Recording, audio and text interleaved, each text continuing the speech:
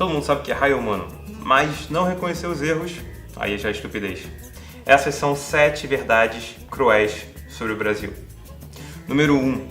O Brasil foi o país que mais traficou escravos africanos durante a época da colonização. Na verdade, de 1700 até 1900, o Brasil foi o destino para mais de 40% de todos os escravos que saíram da África para vir para as Américas.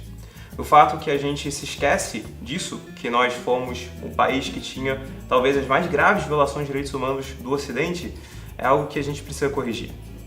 E por falar em importação, o Brasil, de acordo com o Fórum Econômico Mundial, é o país do mundo mais fechado a importações.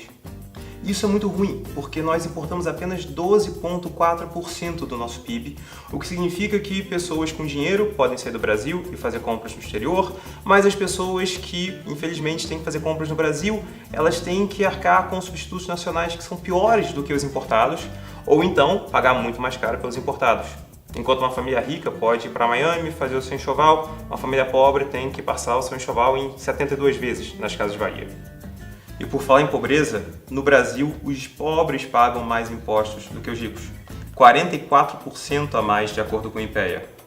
Enquanto o nosso imposto de renda é progressivo, os pobres acabam pagando muito imposto sobre o consumo quando eles vão fazer compras no mercado. Sonegação fiscal é um bem de luxo que pessoas com dinheiro podem arcar com advogados e contadores, mas o pobre não pode levar um contador quando ele vai fazer compras no mercado, quando ele vai à padaria. E isso significa que no Brasil nós temos um sistema, na verdade, que não distribui a favor do pobre, distribui contra o pobre. E se a gente está falando de governo e de política fiscal, é bom a gente lembrar que o Brasil também tem a pior regulamentação estatal do mundo. Também de acordo com o Fórum Econômico Mundial, dos 144 países avaliados, o Brasil ficou em último lugar na sua qualidade de regulamentação.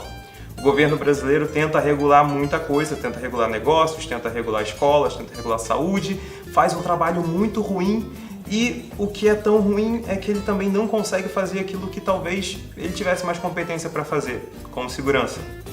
Isso nos leva ao próximo ponto. Viver no Brasil em tempos de paz é mais perigoso do que no Iraque em tempos de guerra.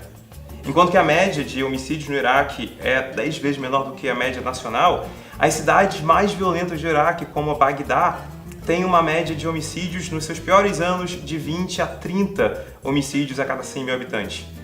Bom, uma cidade como Maceió e Recife consegue ficar muito pior do que isso. Maceió tem mais de 130 homicídios por cada 100 mil habitantes. Recife tem mais de 50. Então, é verdade, você tem mais chances de morrer vivendo numa capital brasileira do que numa capital de um país em guerra como o Iraque. E outra coisa que o Brasil também não fica muito bem quando comparado com outros países é a liberdade de imprensa. A gente acha que nós somos um país super livre, mas a verdade é que, de acordo com o fórum da Freedom House, de liberdade de imprensa no mundo, o Brasil é um país apenas parcialmente livre. Vários jornais são censurados por prefeituras e, na verdade, a internet brasileira é cada vez mais controlada. O Google fala que apenas em 2012 ele teve que tirar mais de 300 conteúdos do ar a pedido do governo brasileiro. Empresários, políticos, todos eles usam da lei do judiciário para controlar opiniões que lhes são desfavoráveis.